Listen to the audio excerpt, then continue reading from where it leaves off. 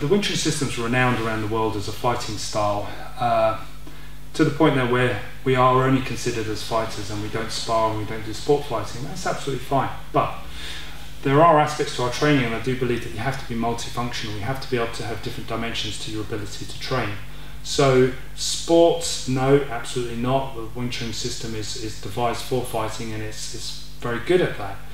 But what we need is to take elements and ideas that actually will help us to improve what we do. Sparring is still a competitive, playful game, even if you're doing it in a class with your students, even if you're doing Guo Sao or Chi Sao even, it's still a competitive, cooperative exercise. You've got someone that's offering their arms and giving you their arms.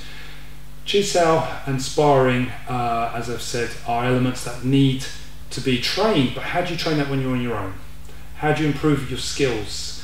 One of the elements that I found is self-practice. Developing muscle memory is excellent for that. Good footwork, good timing. And shadow sparring is an ideal method that actually allows you to do that.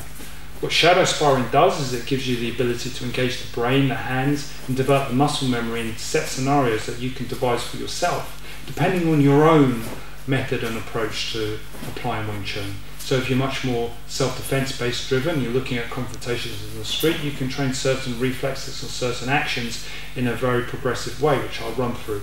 You can also look at much more sporting based timing of movement, cadence, getting your ability to change your balance, maybe even throwing yourself off balance when you're sparring. But I must say that discussing shadow sparring is a huge area, and it's not within the basis of doing this tape. It's something that perhaps someone else will take a stage further, but really primarily what we're looking at now is just how we can relate that to our simple Guo Sao ideas we were speaking about earlier. So there's two approaches. I like to approach it from two perspectives. One, to increase muscle memory. And the other one is visualization. Let's take the first one, muscle memory. Muscle memory is simply just that. You're learning how to move, how to incorporate the ability where you can move in your footwork, where you can change angles, where you can turn, where you can string 2 or 3 ideas together. So bong lop, so lop, hit, for example, bong lop, so lop, hit, for example, bong lop, so go on hit, for example, trapping, moving off, arm dragging, pressing. All of these ideas are muscle memory. So you can practice arm dragging, you can practice arm dragging, you can practice pivoting arm dragging. You can do it again and again and again, hundreds, possibly thousands, even millions of times if you've got the time. But what you're doing is developing the muscle memory for it. Because one of the things I will say, and I say this all the time to my students, is you don't think about brushing your teeth.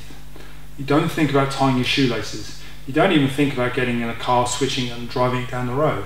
Why? Because these actions are natural. They're already in your pre-conscious. They are already natural movements for you to do that you also have the muscle memory for. So why shouldn't your martial arts be any different? Whether it's Wing Chun, kickboxing, karate, whatever you're doing, why would it be any different? So the first element is to make the movement natural. The more you do it, the better you'll be. If you sit static in a stance and simply practice bang, bang, bang, you'll get the muscle memory for the punching. But in terms of Guo Sao, you need the mobility, timing, and footwork. And that's where the footwork and the basis of that comes into play. So that's one element, and that's really essential that you take that stage further. The other one's visualization, and this is the second element that you should pay attention to. Visualization for Guo Sao is looking at what happens when the person actually blocks or counters or gets their hands up to the strikes that I'm using. So for example, I will say to you, we'll use a similar example we used earlier. I do a bong lop sao, he blocks my strike, I trap him, I close the arm, and I use the footwork to hit. So what I'm doing in my conscious mind is I'm practicing putting that sequence together, visualizing that I've closed the distance, I've moved in, so I trap their arms because I've closed the distance with my body, and I've taken advantage and learned how to follow up with some variations to the follow-ups. I don't know if you've noticed that very often when I follow up, it's not straight linear to the spot, it's very often to different portions of the torso to the body, because what I try to employ is this strategy where I'm actually hitting different parts of the body, getting the guy to think more. If you go too linear, what often happens is people close in. and it gives them a focus for the defences. Whereas if you start to move and break, it starts to open them a little bit more. These are ideas you can practice in your shadow sparring. You can work angles, footwork, to recap, which is the muscle memory. So you can develop the ability to move your head slightly, moving in, moving back, playing with distance, driving forward, moving to the side, moving to the other side. That's the footwork and the muscle memory for the footwork. You can train in a conscious way of trapping, controlling, pinning, and controlling in a conscious way the person's arms, so responding to their responses, and then putting the two ideas together. You've then got this lovely idea where you can just play with it, break angles, and then start to get it, bring it together, so it becomes much more of a live animal.